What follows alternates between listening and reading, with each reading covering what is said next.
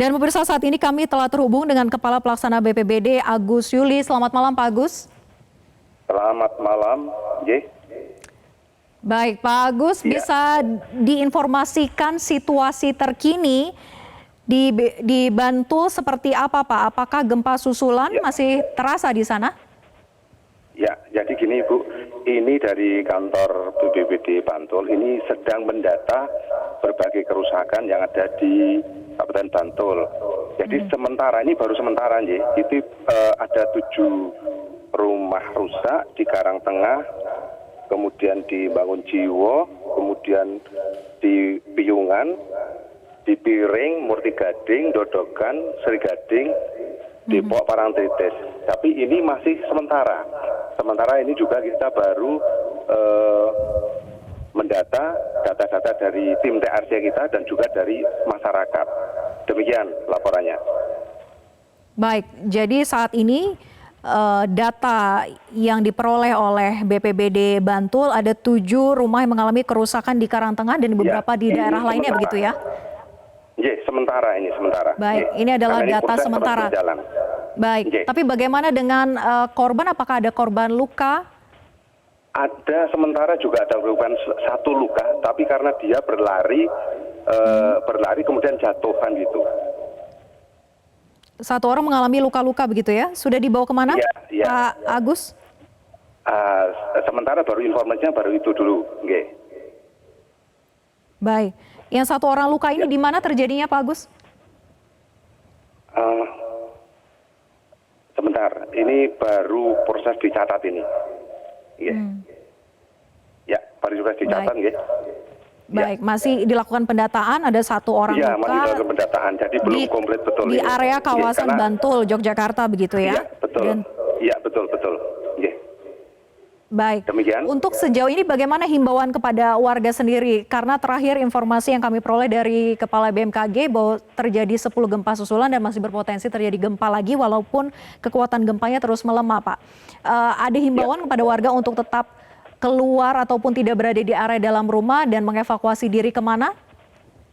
Ya, jadi himbauan kami sementara ini adalah masyarakat tetap dalam kondisi tenang.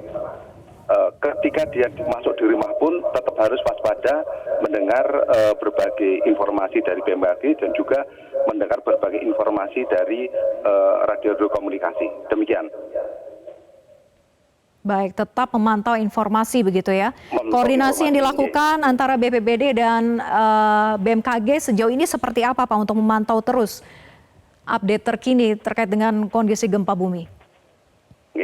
Jadi Pusdalop itu selalu diberi informasi dari BMKG dan itu juga langsung disebarkan kepada masyarakat.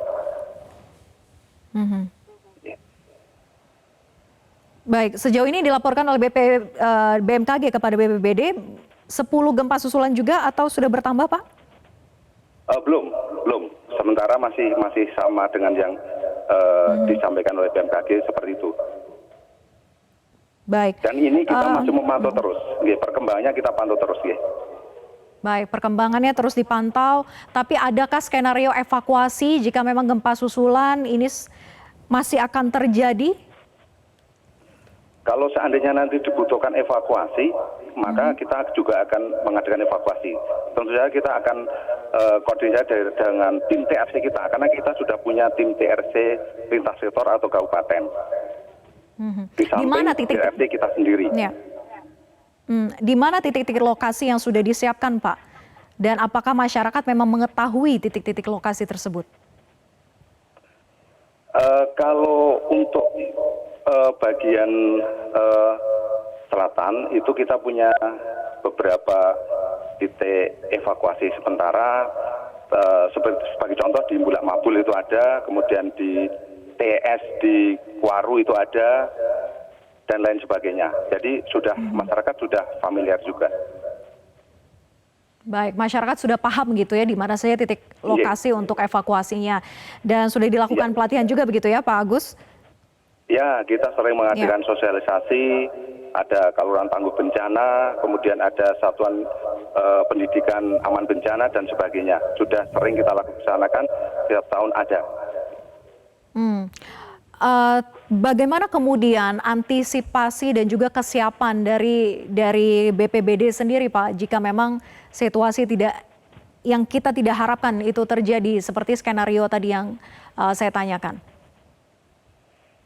Ya, tentu saja dari BPBD itu punya standar operasional kita kan, dan kita juga sudah punya rencana kontingensi gempa bumi yang sudah kita laksanakan di tahun 2022 kemarin dan sudah kita ujikan juga secara gladi posko maupun gladi lapang. Jadi seandainya nanti memang keadaan darurat itu mau kita terapkan. Tapi kan posisi saat ini kan ini masih situasi masih terkendali. Ya, baik. Diharapkan warga sekali lagi untuk tidak tenang begitu ya, untuk tidak panik, untuk tetap tenang. Ya, baik. Tetapi sambil waspada. Iya, untuk tetap waspada. Pak Agus, terakhir bagaimana kemudian himbauan kepada masyarakat sekitar selain untuk tetap tenang, kemudian tetap waspada, informasi dari mana sumbernya untuk bisa dipercaya dan terus update dengan perkembangan terkini? Ya, jadi kan sekarang komunikasi sudah begitu banyak, baik lewat WA group itu ada, di masyarakat juga sudah ada WA group yang tersedia, juga dari televisi, dari radio, dan dari BPBD sendiri. Adakah juga tim BPBD yang disebarkan, Pak, di titik-titik tertentu yang dianggap rawan? Ya, ini ya kita punya tim namanya tim reaksi cepat. Itu juga sudah menyebar ke titik tertentu dan nanti akan juga melaporkan ke Pusdalop sehingga nanti catatan kita akan menjadi lebih lengkap. Baik, terima kasih Kepala Pelaksana BPBD Bantul, Agus Yuli Herwanto sudah bergabung bersama kami di Breaking News. Selamat malam Pak Agus.